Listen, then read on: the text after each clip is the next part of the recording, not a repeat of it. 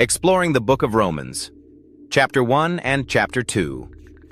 Welcome to our journey through the Book of Romans, one of the most theologically profound texts in the Bible. Our approach will be to highlight the key themes of each chapter and delve into the practical lessons we can apply in our daily lives. Chapter 1. The Dual Origin of Jesus and the Revelation of God. The dual origin of Jesus, Chapter 1, begins by affirming the dual origin of Jesus Christ. He is both a descendant of King David and the Son of God, declared through his resurrection by the power of the Holy Spirit. This dual origin explains the two genealogies in the Bible. 1. Matthew's Gospel focuses on his royal lineage through David. 2. Luke's Gospel emphasizes his divine origin through the Holy Spirit, confirming him as the Son of God. Paul's desire to visit Rome, verses 11 to 12.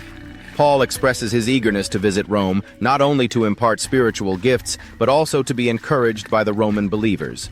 He believes this mutual exchange will be spiritually enriching for both parties. Human rejection of God, verses 20 to 28.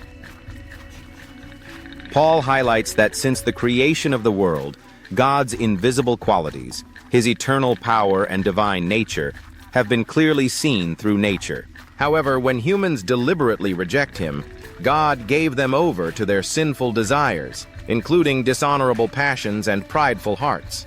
God intervenes when people submit to him, as seen in the story of Jonah, who was saved by a great fish when he tried to flee from God's will.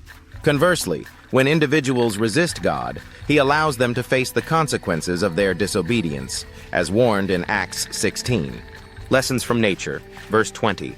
Observing nature reveals God's attributes. 1.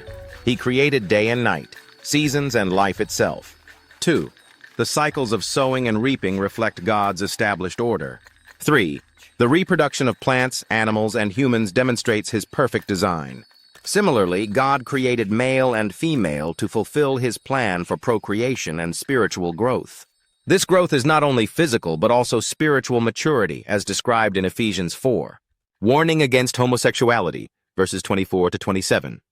Paul strongly condemns homosexuality, explaining that it goes against God's design. When some claim they were born this way, Paul clarifies that this is not God's intention but a result of sin in the world.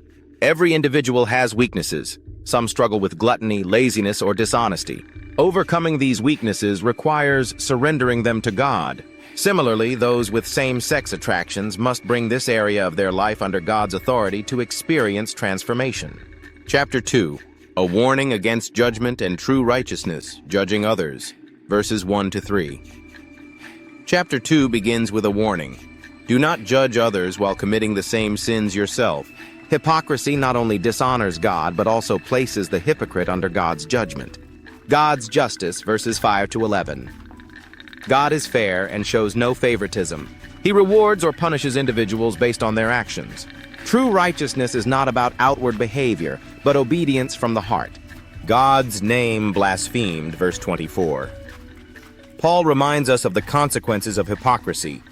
When believers claim to follow God but live contrary to his word, they cause his name to be blasphemed. For example, when David sinned with Bathsheba, the prophet Nathan told him that his actions caused God's name to be ridiculed among the nations. Conversely, when Daniel remained faithful, King Darius declared that everyone must honor the God of Daniel. Key takeaways. 1. Nature reveals God. Observing the world around us demonstrates his power and love. 2. Actions and words matter. As believers, our actions reflect God's name. 2. When we live according to his word, we draw others to him. 2. However, when we act against his teachings, we cause his name to be discredited. Let's continue our journey in the next chapters to uncover more teachings and the marvelous grace of God through the book of Romans.